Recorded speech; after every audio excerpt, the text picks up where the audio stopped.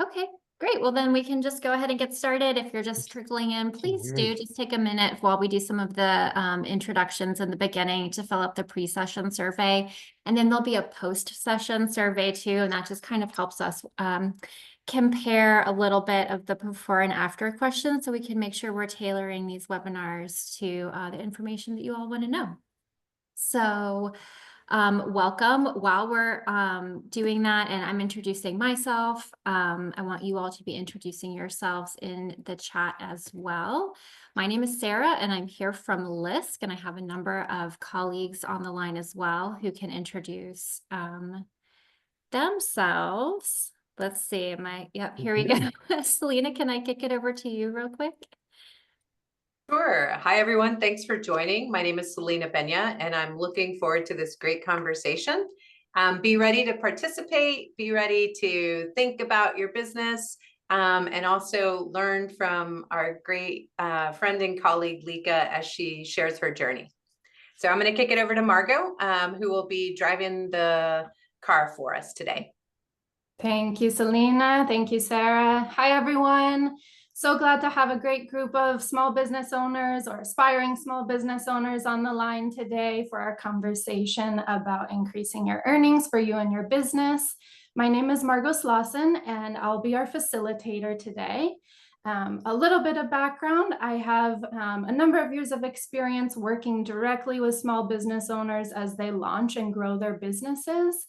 And one of the most important topics that we focus on is how to make money, how to make more money in your business.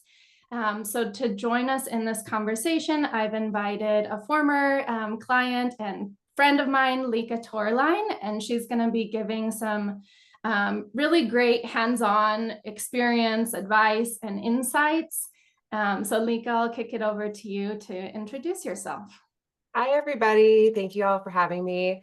I'm Lika Torline. I'm the owner of In the Weeds Premium Botanical Products. We're based out of San Antonio, and we make all natural products with a focus on skincare and aromatherapy, and just all natural products. As you know, I always say, as clean as you can make products, that's what we do. And I've had quite the journey in my small business life, and I'm happy to, help everybody that, could use some help from me. But Margot was one of my mentors before and definitely helped me out a lot too. So I'm really happy to be back and full circle here. Great. I can just talk a little bit more about the Verizon Small Business Digital Ready platform. During this webinar today, we'll be reviewing some courses that are available as free resources on that platform. And I'm here from LISC today, sort of convening everybody to work through some of that content. This is a completely free platform that's available to small businesses like you. If you haven't already created a login so that you can go in and review some of these courses, we'll put that link in the chat as well. And then hopefully many of you have already reviewed the courses ahead of time, and you can come prepared to sort of glean some more information from them during this webinar. Yes.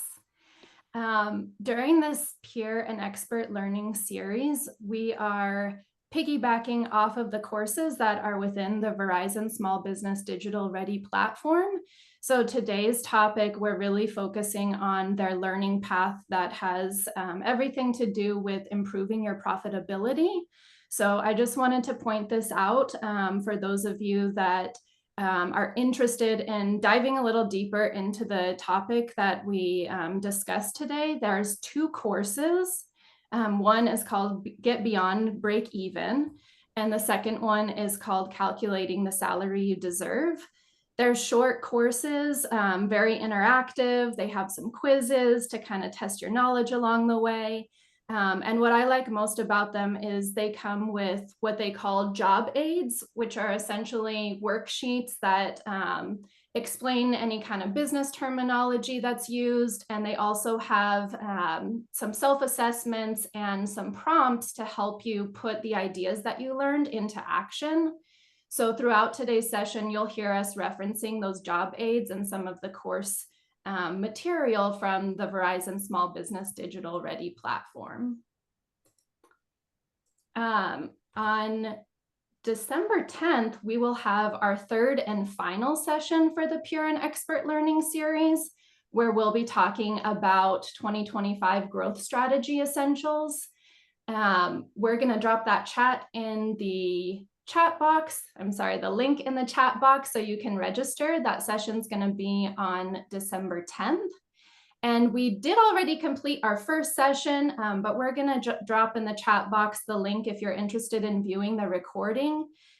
This session focused on do's and don'ts to prepare your e-commerce business for holiday sales. So 2 great resources that you can look at. And again, both of them tie into the course curriculum that you'll find in the Verizon platform.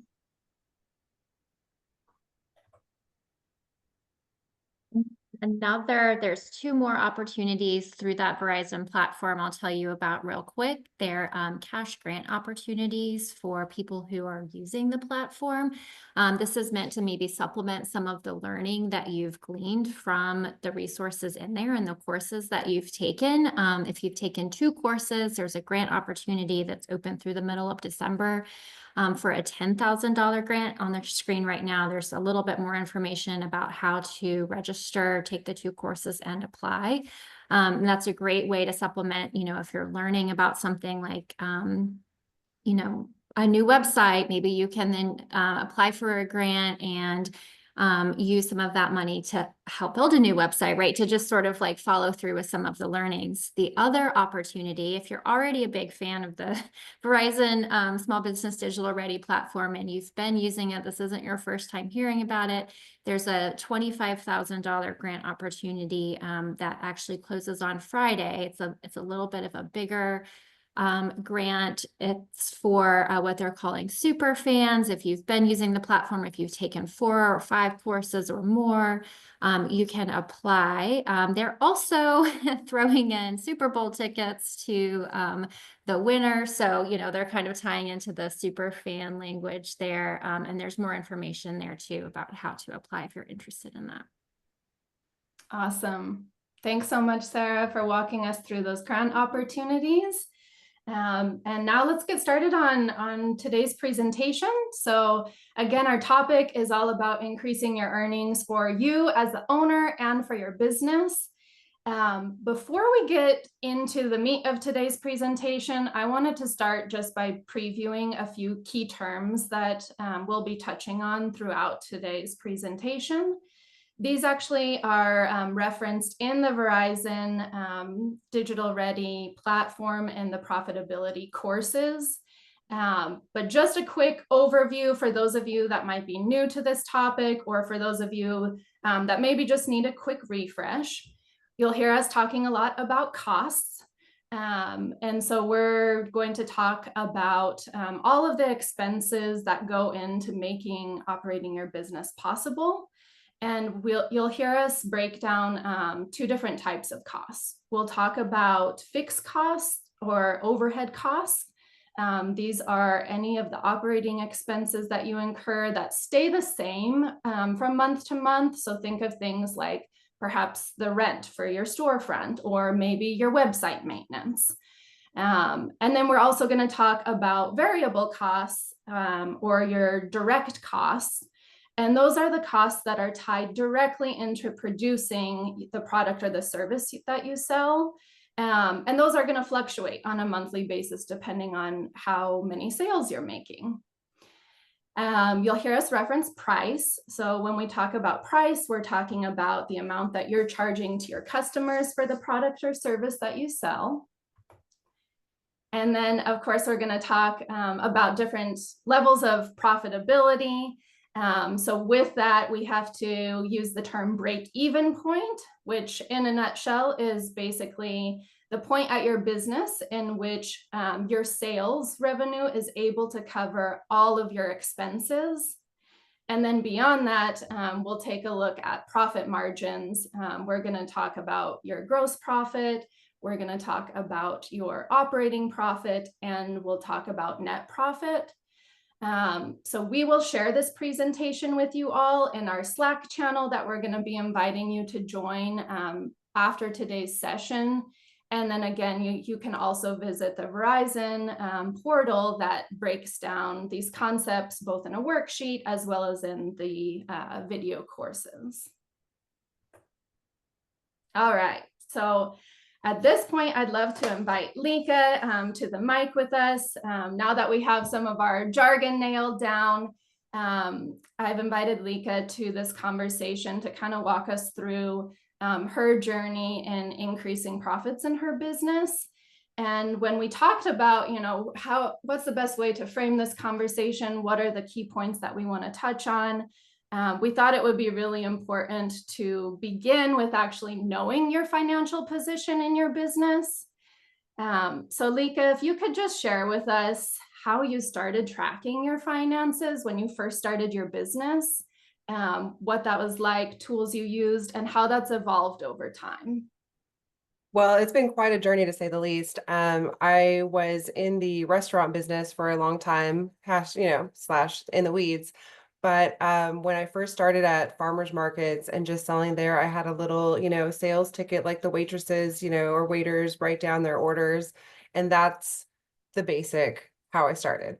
And even my taxes, I used to call it my brown bag system, where I just had the months labeled and what year, and that's like how that was my organizing. But a lot more digital things and digital advances have happened, which have made counting your money a little bit easier.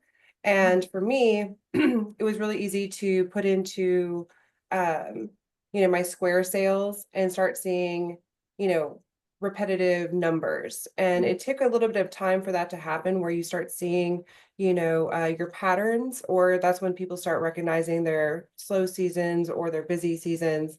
One thing I really love about this picture that is on the screen right now is that it shows different phases of my branding. And the very picture on the bottom is the first picture of my namesake product that ever was, taken. It's on a tree stump in my parents' backyard. Because I started my business after a back injury, living with my parents again when I turned 30. It's a really not the best look, but there I was.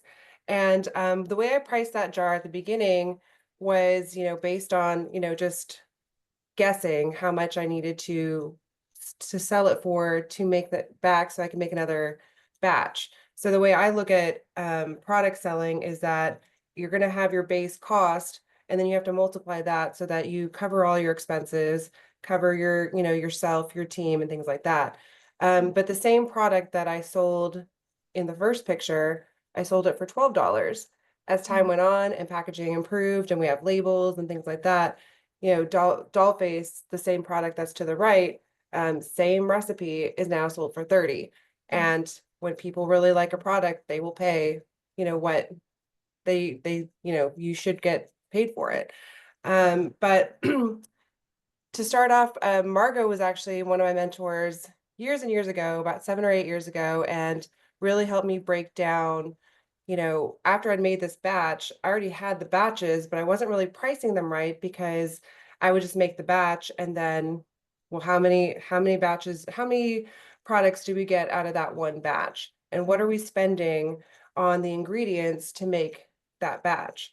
So it was really amazing to work with her. And this was the beginning of how, I really started knowing to the cent what, there are some variables, because like with the economy, prices go up and fluctuate.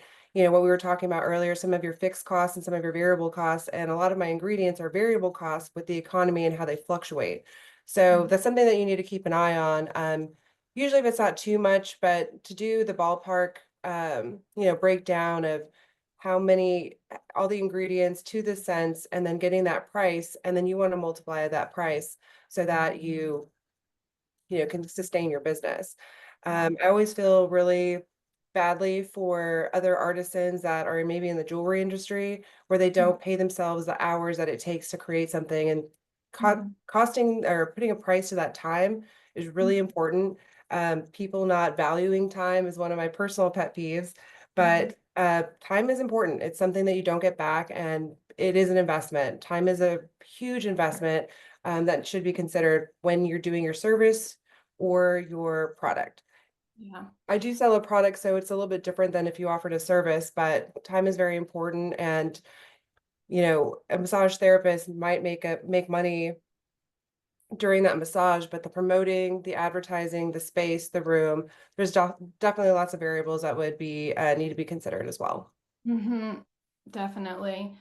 I love that emphasis on valuing your time, and I want to get into that more as we talk about valuing your time and paying yourself. Exactly.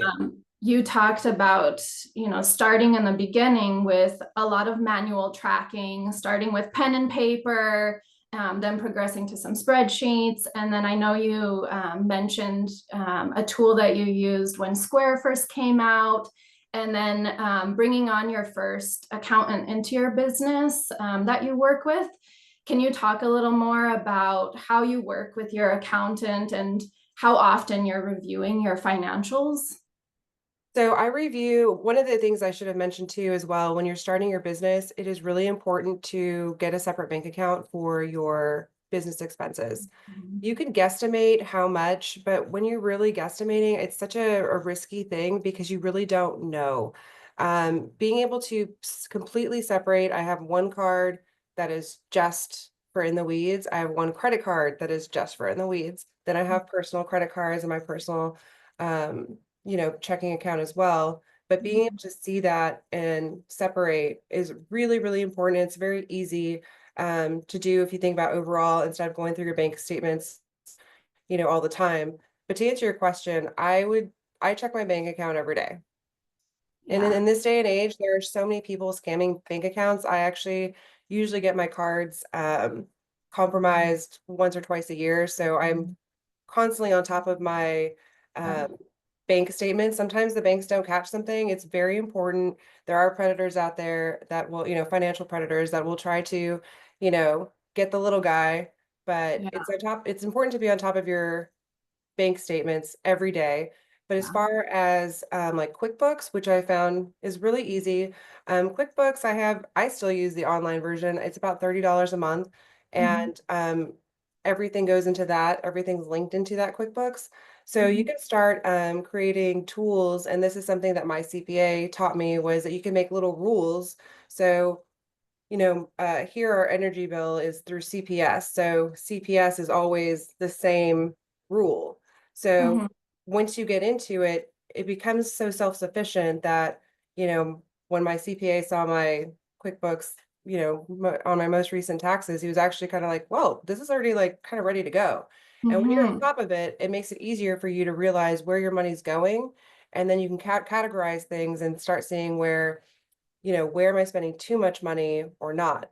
But it was really important that my CPA did, help me with realizing, it's time to categorize things and really get organized. And organization, some people are better at it than others, but it really is your best friend.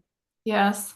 I love that. Just seeing that progression from when you're smaller, maybe you can manage things, on your own and doing it manually. But as you're, growing, implementing efficiencies to where you're not having to do so many things manually, but also having that deep understanding and monitoring of your financials. So at any given day, you know where you're at, and that helps you to make those adjustments. Exactly. I was going to say, if you're not on top of it, I've been in business almost 12 years, and I've seen my friends and other fellow business owners struggle in this department. And this is something that, not to be a Debbie Downer, but it could be the thing that overwhelms you. That is just the straw that breaks the camel's back because you didn't get on top of it because you were trying to manage all the things. And I've been there. I've had to learn to delegate as well. But that's part of the growing of being a business owner. Every single stage of your business, you have to accept and be okay that every single stage, you don't know what you're going to be learning. You don't know the next level. And that's part about leveling up, right? So the only way we're going to get better is to accept that things are going to be challenging and we're going to be stepping into things that we don't know. And, you have to be okay with that, because if it scares you, then we're never going to, continue. We're never going to level up. Yeah, constantly learning and adapting. That is the one thing that I think people don't really realize, is that to be an entrepreneur and to really level up, You have to be okay with being uncomfortable and not knowing everything. Yes, this is very true. In addition to your daily monitoring on bank statements and credit card, can you talk a little bit specifically with your income or profit and loss statement? I know in a business like yours, that's retail, you have some fluctuations over the year. Can you talk a little bit about how and when you review your P&L statements? I pretty much review them at the end of every quarter, but my quarters are a little bit different. They're not the typical like January, March. I go by my busy seasons. I do have a March to June, and then we have like a July to August, or a July to September. And then I have what I consider my busy season is like the end of the year, October through December. But it's pretty much every 3 months that you want to be going over your profit and loss, if not more. I know some business owners are probably a little bit more diligent about it and maybe do it monthly. And a lot of people advise that too. But because of the way my QuickBooks has been set up, it's not as, it doesn't need me as much. But I do think it's very important to be at least looking at your bank accounts every day. Yeah, very good. Yeah, I remember at one point you telling me that it helped you kind of recognize some of the patterns in your business of when, you had high sales, and in other periods where you needed to make sure you were keeping money, your profits in your business to see you through Sure. some of those low sales seasons. So I think that's helpful. When COVID happened, it definitely shifted finances for a lot of small businesses, across the board, good and bad. But one thing that I remember learning is that 2019 was one of my most profitable years, but or I had my highest gross sales. But then when you start looking at my profit and loss sheet and how much money I was spending on payroll and having to pay my sales team to go out there because they make hourly plus commissions, I was realizing that more sales doesn't actually equal more profit if people have to get paid. So it was funny how the next year in 2020, I made less in gross sales, but more profit. So Yeah. being able to look at your profit and loss sheets and see where can I chisel out something or where is it taking too much? And unfortunately didn't have to chisel out my sales team. It was just, there was less sales opportunities when 2020 happened. So they were doing other things. But my sales team, if it was a rainy day, that rainy day cost me a lot of money because I still had to pay my team. Yeah. So noticing where you can, how are you going to pay yourself if you're spending too much money on something else that you really don't? Right. Right. Yeah, thanks for bringing up that point, because I know that's happened to me before and other small business clients. You feel really good about having such a strong month or period of months where sales are great, but then when you go back to the data and you look at, okay, well, how were my corresponding expenses? Yikes, my profit margin wasn't actually as strong as I thought it was. What are some adjustments that I might make? Or, how can I look at the next period of time and see how I made improvements? So I think that's a great segue into this topic of, okay, now that we know our financial position, because we've been tracking it and we've been reviewing it and we've been analyzing it, now how can we start thinking about improving profitability within the business? So I have this chart that comes straight from the Verizon Small Business Digital Ready platform, and they have this worksheet that has a little self-assessment that business owners can go through, answering these series of questions, and then it kind of gets you brainstorming about ideas of micro improvements that you can make depending on how you answer these questions.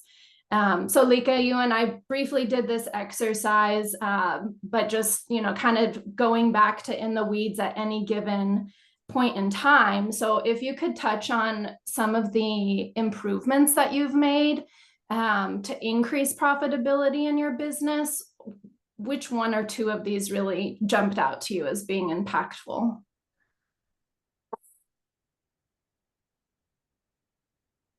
Well, there's a little bit of everything in them because even the price increase or when we were talking about, oh, it looks like I had a really good month, but if I was buying something at a retail price instead of a wholesale price because I needed to have the product. I'm like, okay, I'll spend a little bit more. But at the end of the day, it's like, did it really, help me out? Also, the economy changes a lot. So like the bundling and offering discounts, you also have to be aware of who your customer is, where are they at. A lot of people are feeling the pinch right now with the economy, so offering discounts, but this is a tricky one. You don't want to be the business that always offers a discount because then everyone's just going to wait for your discount. Yeah. So I have sales, maybe three, like a big sale, maybe 3 times a year, including the Black Friday weekend and my birthday and stuff like that.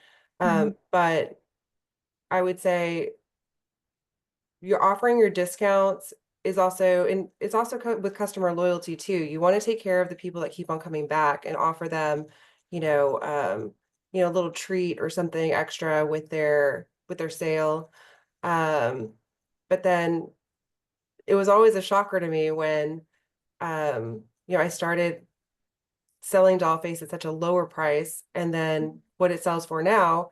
And my customers, will pay that because it's a really good product. So if you have the right product and you know what you're offering, sometimes that increase is warranted. And a lot of people, you see it at the grocery stores too. It's not like everyone's raised their prices for a reason or another. Yeah, But and to delve into that specific topic even more, you touched on this in the beginning about doing a cost analysis and adjusting your pricing as a way to increase your profitability. And you shared with us this very elaborate spreadsheet. Can you walk us through kind of what that process was like? So what I love about this spreadsheet is that the very first cost analysis happened with you, Margot, and we were doing it on, Google Sheets, and we were doing it after the batch was already made, and then basically dividing to figure out that cost. Right. Well, in my growth as an entrepreneur and product maker, I developed a face cleanser, but had to really, I was mentored by a chemist earlier this year, and still have a lot of communication with each other. And he's the one that instead of making a batch of like 20 and seeing if it works, he's like, let's just make one. So we shifted from ounces to grams and what is the amount of grams that I need in a bottle. And I think this one was like 840 or no, 244 or something like that. And then density. So just because, yeah, so this is what I call my nerd spreadsheet, and y'all are gonna realize like what a nerd I really am. But this breaks it down, and this was kind of scary for me because I'm trying to sell a face cleanser, right? I don't want $100 face cleanser. I'm trying to make this accessible to my customers, but I use really, really good ingredients, and I'm not going to compromise on that. That's part of my brand and part of my, ethos of a business, and what I try to deliver and offer to my parents, to my customers. But so when I saw this and I saw that the total cost was going to be close to $6.70, I was like, what am I going to do? So this was supposed to be, so this ended up being like a $40 cleanser because I'm trying to at least multiply it by 6. So that puts us in the $38 range. And I was kind of on the fence about, well, who's going to buy a $40 cleanser?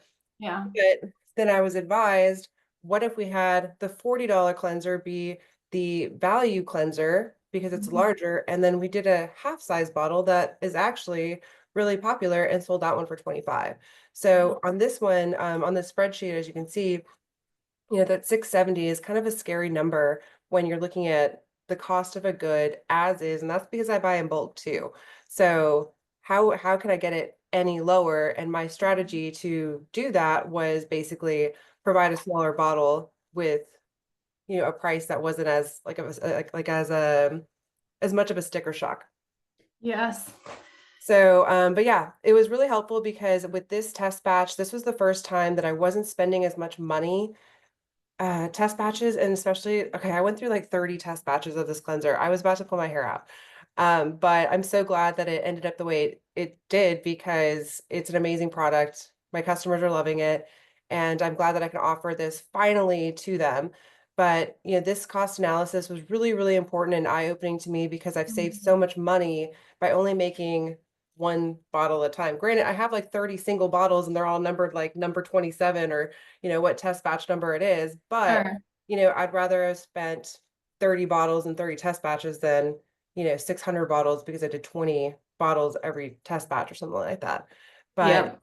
when you're offering a product like mine or something similar, it's really important to, break it down. What does that cost? Packaging and labels are usually a good 25% of your total cost if you're doing a product like mine. Yeah, and to compare that to those of you that are service-based businesses or perhaps selling a combination of products and services, on the service side, those direct costs are going to be things like direct labor for someone who's providing the service that you sell. It could be project-specific costs if you're more in a consulting type of business.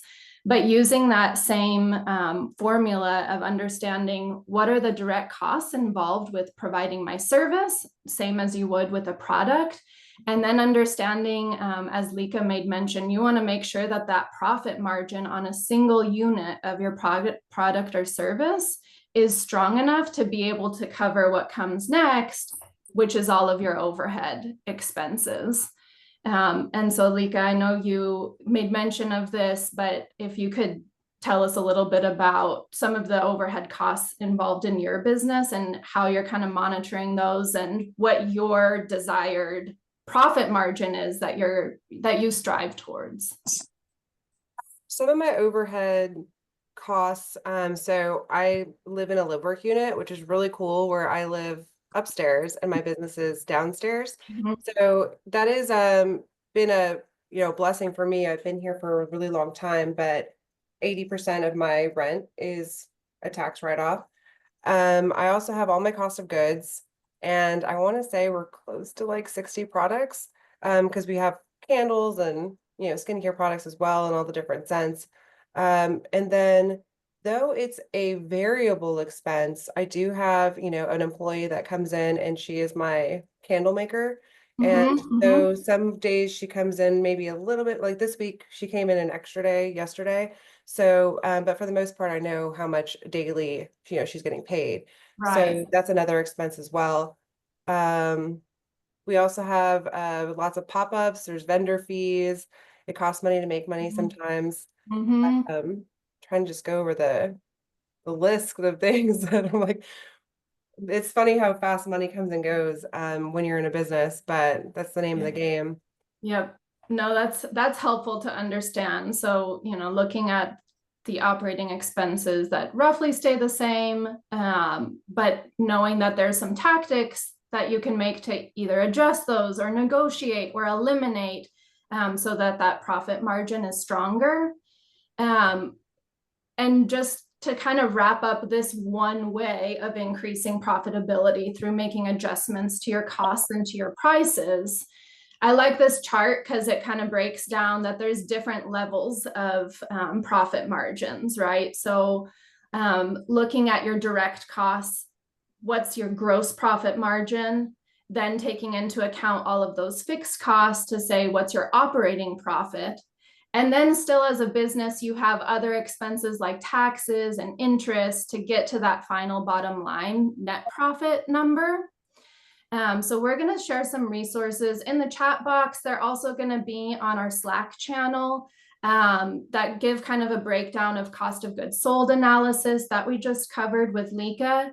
We also have a resource for where you can do some research on profit margins that are relevant to your business industry, because this is going to be different based on whether you're a product-based business or a service-based business. There's going to be differences in that ideal profit margin based on your geography, right? Based on whether you're operating a storefront or if you're a home-based business. Lika also mentioned the importance of, when you are making adjustments to your price, being cognizant of what your competitors' pricing is like. You don't want to price yourself out of the market, and you still want to be, price sensitive enough to who your target customer is.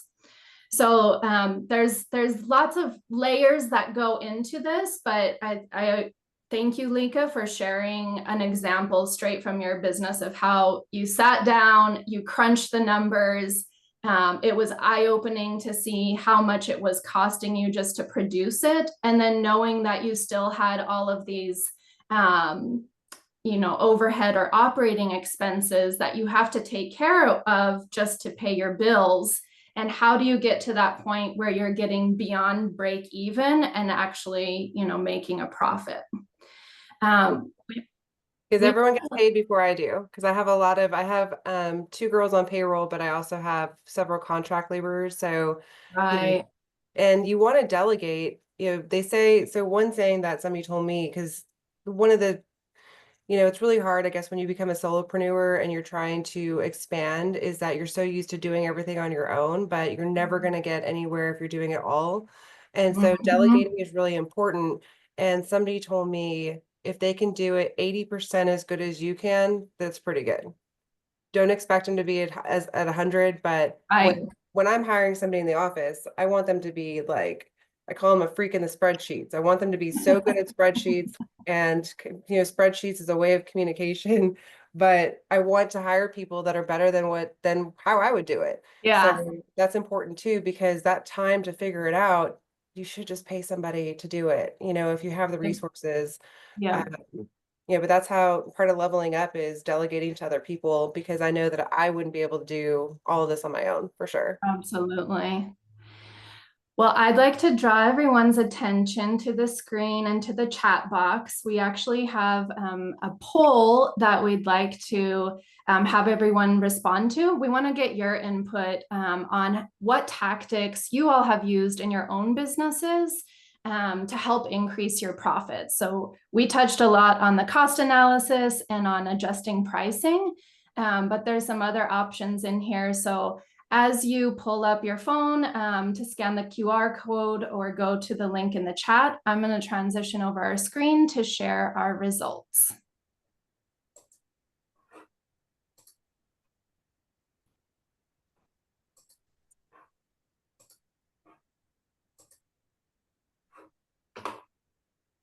All right, we're already getting lots of great responses here. So far we have increasing prices as one of the top tactics folks have used, decreasing costs, creating new products or services. So Lika, you touched on that, just constantly adding to your product line. But also paying attention to which products don't sell. That's another thing. It's just like, if I've only made this many a year, do we really need to be making this product? So that's it has to be, it goes under that, is it the right product? Yep, I like that. Somebody did ask in the chat if I use QuickBooks for my payroll, and I wanted to answer that really quick. Please. I actually sent the wrong answer, but I use Square. My employees can clock in through Square, and some people don't like Square because the extra fees, but my payroll is so easy. My employees can clock in, clock out, and they work remotely sometimes. So being able to clock in from a farther away place. But it also, what I like about Square is it also handles all the extra like workforce paperwork, that the workforce commission and things like that. And so it's really easy for me. But yeah, sorry to Miranda, I accidentally answered the wrong. I do use Square, not QuickBooks. That's helpful. Lots of good recommendations for tools. Incentivizing repeat sales. Lika, you talked about the discounts that you offer from time to time. I know you also have a loyalty program. Can you We offer points on our website, and also if you order from the website, we try to make it so that every single time you order, you get a coupon with your order so that they can come back. We also have subscription boxes, so people can get a discounted like 15% off if they have it reordered every 6 weeks. So they save money, but I'm getting that residual income. So I'm kind of knowing every single month that, hey, I have like, this many orders that are on a subscription. So it's kind of like having, I don't want to say extra money, because I don't count them all, but it's good to have that repeated info, and it technically only cost me 15% to have somebody, keep on ordering. And I always say it's harder to get the customer than keep the customer. If a customer's upset, sometimes it feels like you're at the mercy of their like 1-star review. But I have a lot of female customers, and I always say just say sorry and give them something free. Like, people mess up, but we also have some customers that is like, customer isn't always right, but I want them to be happy at the end of the day. Yeah. I also wanted to highlight this one on expanding to a new customer base. That's right up in the top 3. You shared with me an interesting tactic, and this was in, that assessment of micro improvements you can make. You talked about looking at your website analytics as something that helped you make some adjustments to who you were selling to. Yes, so I have 2 people on my IT team, and what they started doing was, well, one works more on Google Analytics, and the other one works more with the regions in which my products are being sold, or how the regions of, I'm only shipping in the United States, but which regions in the United States are looking at my website. So if I'm spending money on Google Ads, we can actually target those areas. And why would I want, sorry, Wyoming, if anybody's from Wyoming, but like Wyoming never orders from me. So I wouldn't want to put my Google Ads on a Wyoming, state or zip code, but it's gotten to the point where you can actually put in zip codes of where your products are, who's searching your business more. So, demographics are different and things like that. But also we get to kind of see, what are the age ranges of these people? What do they do for a living? Are they young professionals? Do they have kids? Are they older, retired? Are they single and have expendable income? So kind of learning your customer, and what are their interests, so we have a lot of plant-based products, so there's probably not a lot of people that are into hunting looking at our products too. Sure. So it's why I don't pop up at the rodeo, because it's kind of like well, is my customer really here? Even though there's a lot of people here, but is this my customer? So sometimes you have to say no, because you think that they're, you want to be positive and think like, oh, this could be great, but we also got to be realistic. Like, where is your customer? Yeah, so relying on that data to help guide your decisions. It's been really cool to have this team. And one thing I also have to put in there, and if you can have this kind of relationship with contract laborers, I used to pay somebody a monthly fee to work on my website, and I kind of felt like I was just paying this money, and if I needed a support ticket, I had to send something in and come back. I have a really, really awesome team where I don't pay them monthly. They get paid a percentage. So they get a percentage of my website sales, and they each do. And it gives them incentive to want to have, Sure. successful Website working. Yeah. Yeah. So I always tell them, like, y'all can work for other people for a little bit, but I'm planning to hire y'all full time, and to see him do the numbers, like, this is how much I want to get paid a year, and this is how much you have to sell to pay me. And for my team to be able to be proactive enough to say, like, hey, we're down for that, but like, you need to sell, it was like 1.5 million. So it was like working on that. Yeah. It was really cool because I feel like I have a team that really is invested in like my success because they believe in it as well. So I like really lucked out. But if you can, negotiate, I'm way more, versed in negotiating than I was before. But if you can kind of start playing hardball and saying, well, I don't want to just pay you a monthly fee unless you're showing exactly what you're giving me, but it was a way to save money, and I feel like I'm getting so much more out of my team than I did before. Well, thank you for sharing all of these great strategies that you've used and how those have changed over time in your business, knowing that they didn't just all come to you on day one, but they're things that you learn. And again, going back to that concept of micro improvements. So I want to transition to, we're going to put together some small group breakout rooms so that you all can help one another brainstorm ideas. And maybe you'll pick up off of some of the suggestions that Lika shared.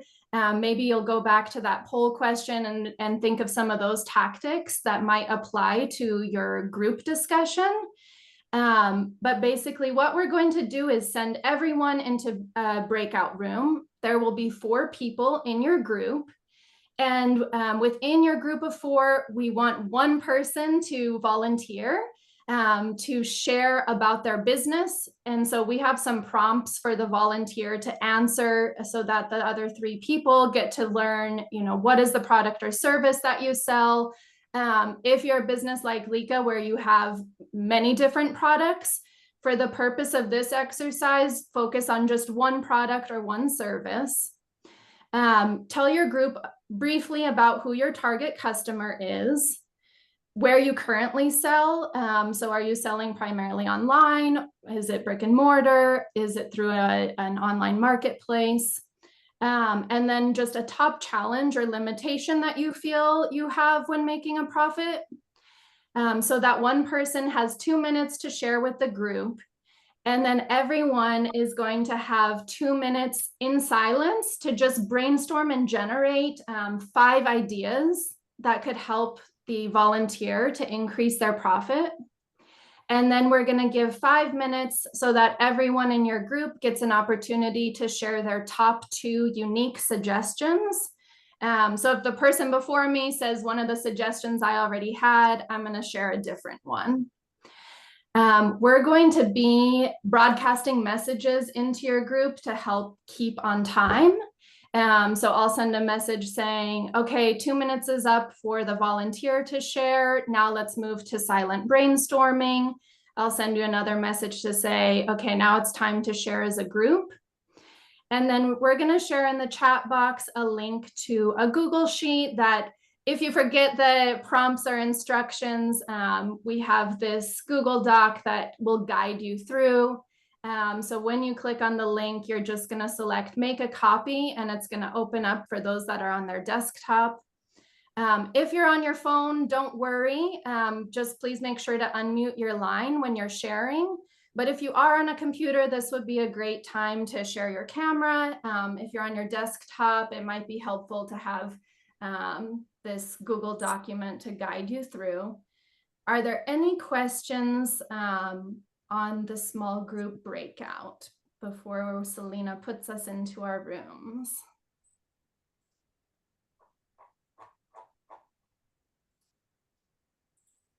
No problem on having to stay off camera. And Erica, no worries on the camera. If you don't have access to the mic, we will be back in the main room to continue the presentation and talking about paying yourself as an owner. So you're welcome to stay in the main room. All right, so Selena's gonna go ahead and place everyone in a breakout room. So if you would on your device, go ahead and join that room. And we'll see you all back here in about 10 minutes.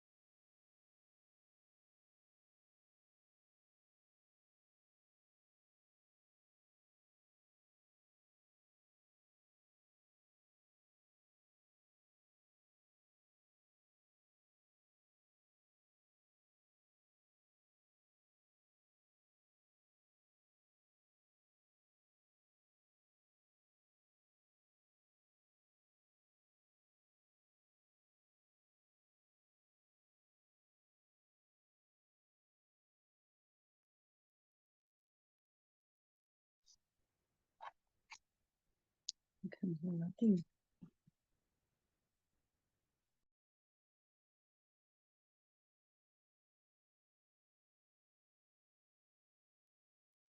Hello?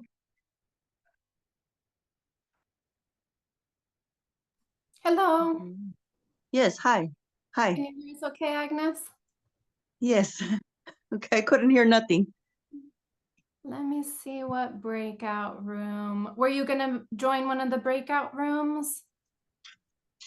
No, is this what is this? It's because I'm a child care provider. Okay. Is this like a grant? We are talking about ways to increase profits in your business, and we're about 3/4 of the way through our presentation. Oh, okay, I see. Okay. But we will have the recording, and you're welcome to stay on the line. We finish in about 15 minutes. Okay, yeah. Mhm. Yeah, I don't know. I just had a problem, so I couldn't join it. Oh no, I'm Yeah. sorry. Well, Yeah, please do okay. keep an eye out for the follow-up email to view the recording, and that'll get you caught up. Okay, do I have to put my email? I believe we should have you, if you were able to find this link, you should be on our list of registrants. Oh, okay. Okay, Yeah. I see. Okay. All right. Okay. Margot, do you have a second? This is Ruth. Yes. Hi, Ruth. Hi. So is this, I came on just a few minutes late. Is this based on like the Verizon Digital Ready? It is. Yes. Okay. We're kind of piggybacking off some of the courses that are in the Verizon Yeah. portal, and just having conversations about some of the exercises that they encourage through the Perfect. job aids Yeah, they share. good. Yeah. Well, I always share it with our CEI clients. Oh, good. But this is, I really love the format. I've tried to do that a little bit more, bringing on not just presenters, but also, clients who can really speak to real world. So Awesome. thank you. I'll let you Yeah. focus. I know what it's like. You need to pay Thank attention. you. Thank you.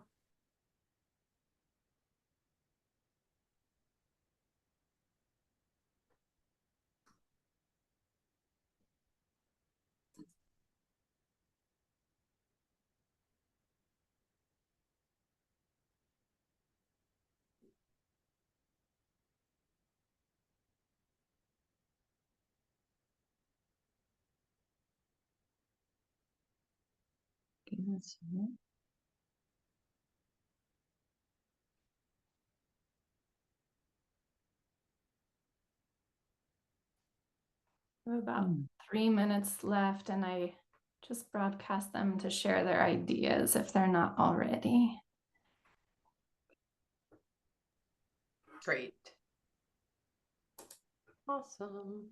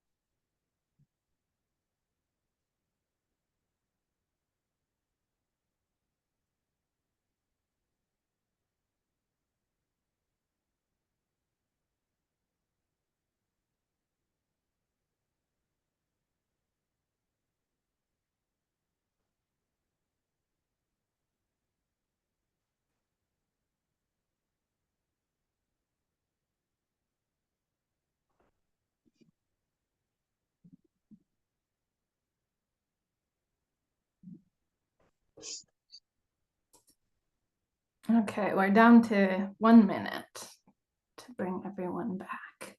Okay, sounds good. I was put into a breakout room by myself Oh, and no one else ever came in, breakout room 7.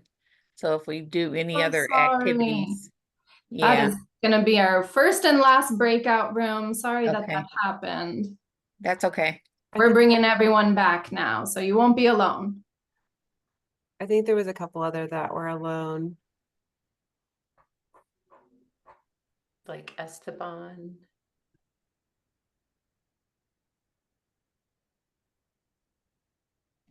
Somewhere. One was empty. I have everyone coming back though now, Marco. Excellent.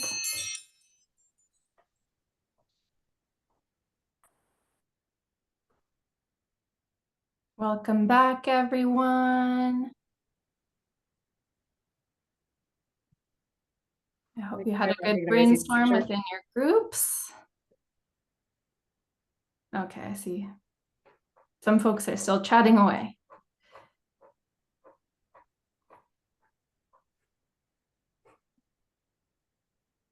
Ten seconds.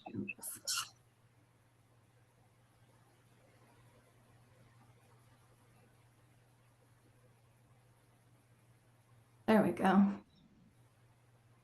Welcome back, everyone.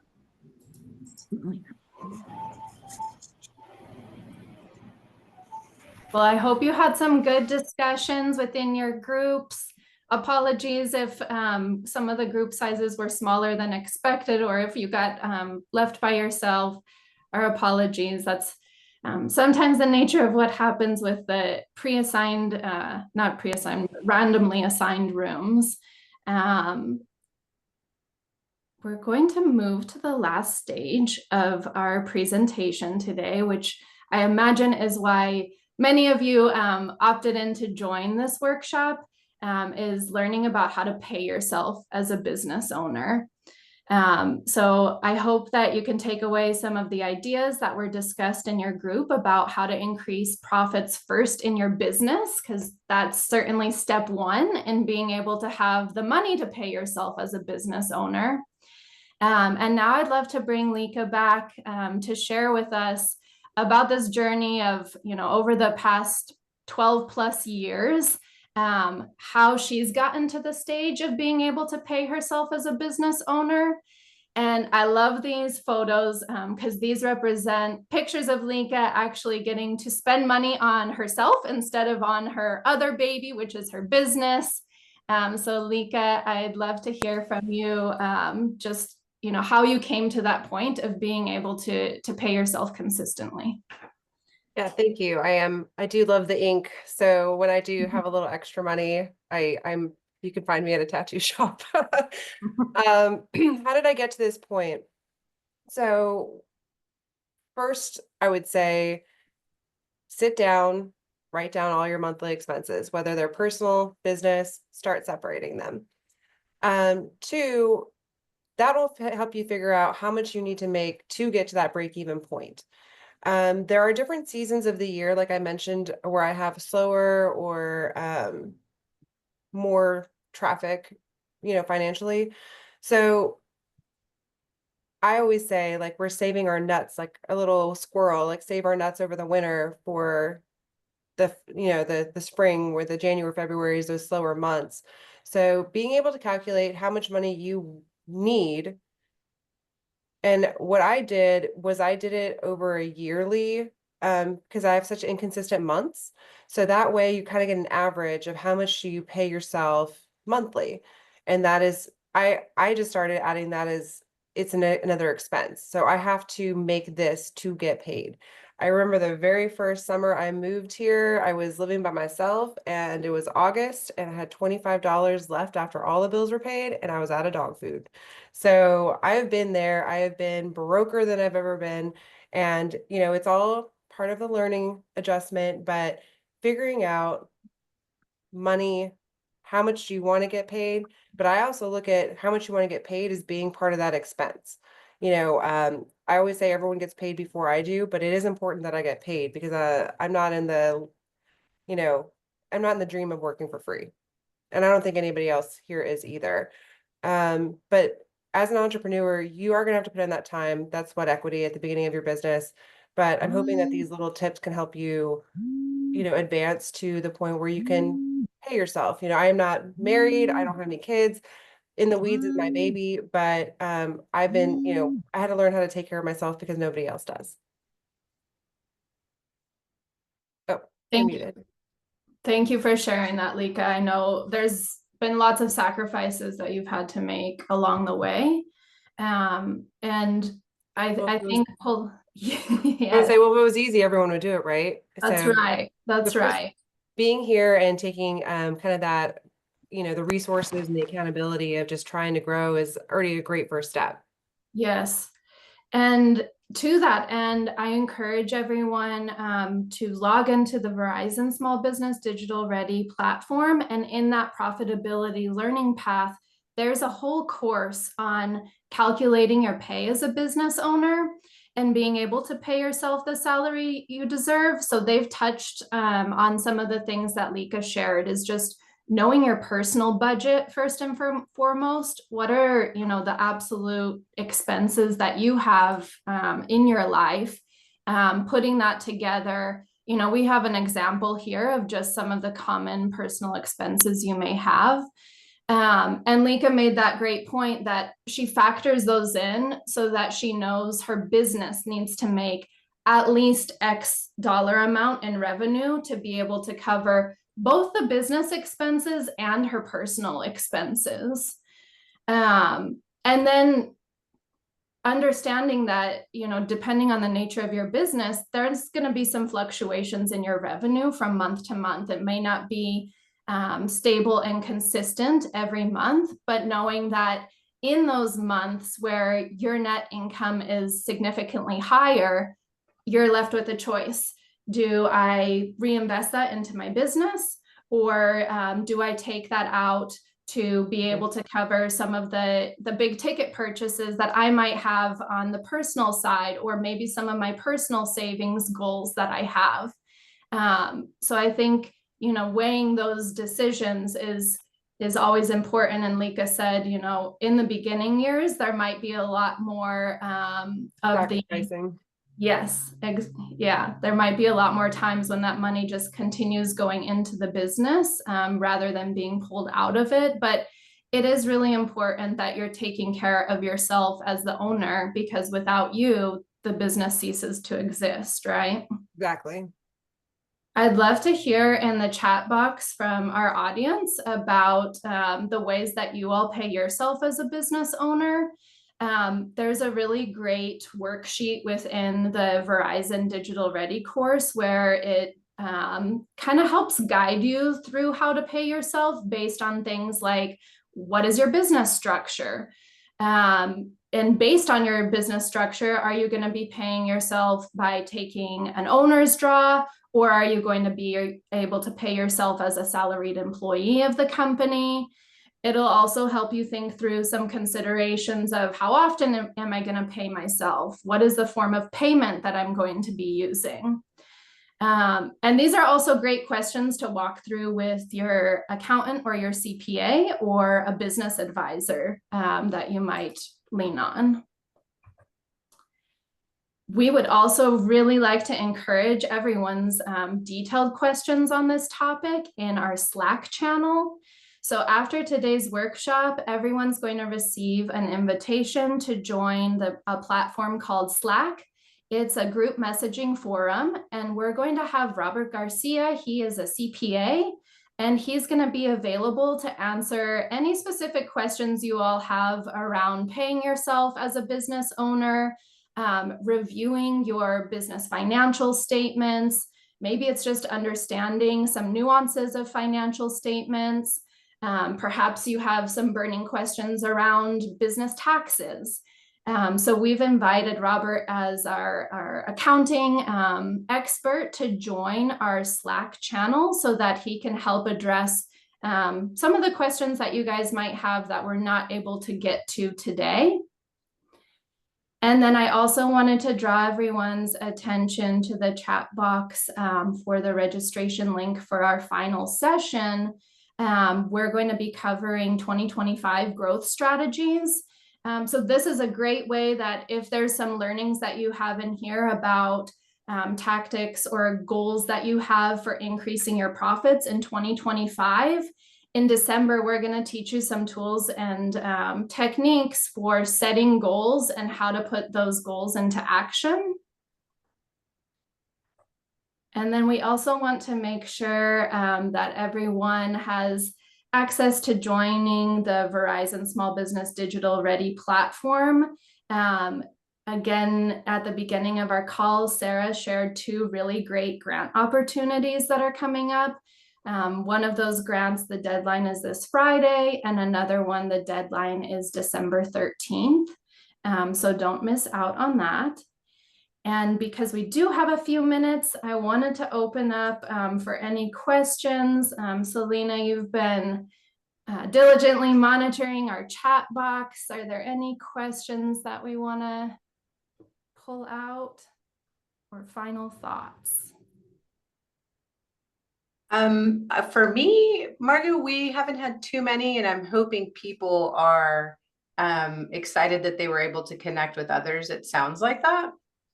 Great. If anything, Lika, I would ask you what is your word of advice as we close out 2024 and head into 2025 for those who have joined us, in terms of setting goals and achieving goals?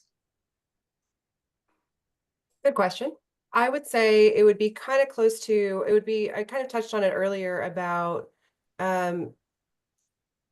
every single stage that you grow personally and professionally, it's always a learning experience. And so sometimes it's easy to get frustrated and, you know, you're broke or you got this going on, you have another job and trying to run your business. I would say let's give ourselves some like power grace, where you give yourself grace, but that doesn't mean like you just go in the corner and like, okay, I'm going to give myself grace. Like I say the power grace because that accepting of the next level, you know, we all are trying to get there, you know, whether it be professionally or personally, but giving yourself that grace to make mistakes. Like this is part of, you know, the best lessons. I hate to sound so cliche, but really come from those mistakes. Like I'll never do that again. So, you know, keep the positivity, give yourself some grace, but, you know, give yourself a moment to dust off, but always, you know, keep moving forward. Totally. Grace sometimes Power shows up grace. different ways, right? Sure. So I think also that notion, when we think about what we've walked through in terms of understanding financials, as Margot and Lika reflected, you know, reach out to folks who could potentially help you and guide you, so you're not alone. And second, you know, in terms of just keeping it simple. You talked about how you built on the foundation of your bags per month, and how that evolved, but that was foundational. And the beauty of some of these resources is to say, you probably know a lot of this. It's just we're organizing it to help you get to, as Lika likes to say, to level up. Right. And so just take that into stride as you navigate and gear up for 2025. Yeah, entrepreneurship is not easy. It is not for the, you know, the faint of heart. But I just say, you know, keep on going through. Not everybody does it, and that there's a reason for that. But, you know, just believe in yourself and, you know, you can get through it. One thing I also wanted to research or bring up, because you said about asking for help, is that, you know, I met Margot and Selena through small business programs here in San Antonio. And so do a little research and see if they have, you know, resources that could help you in the small business, you know, world near you. Yeah.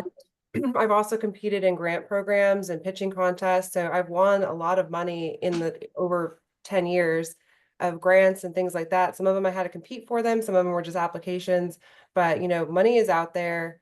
just stay on top of it. You're going to get a lot of no's. I always say you're going to get 9 no's for 1 yes. So just get used to Mhm. being told no. That doesn't mean it's no forever. It just means it's no right now. Thanks, Lika. Really great words of advice. Thank you. And Margo, I'll kick it back to you. Close yes, us out. thank you. Yeah, that was very good to hear.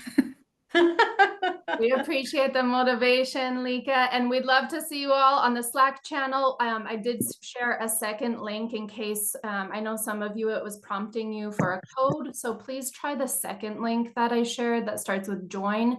And also rest assured, you're going to receive a post workshop email, and that is going to include the join link. It will ask for one step. Selena mentioned will approve you for the channel. But then we should be able to further engage with all of the great questions and dialogue. And I did just check our Slack channel, and Robert, our CPA guy, he is on there and ready to engage with your questions. So thank you everyone for sharing all of your insights in both the chat box and during the small group discussion. And thank you to LISC for hosting us today. We look forward to seeing you back here on December 10th to talk about growth strategies. Bye, everyone. Thank y'all so Bye-bye. much for having me. Thanks, Lika. Lika. Thanks, Bye, Margo. everybody. Bye.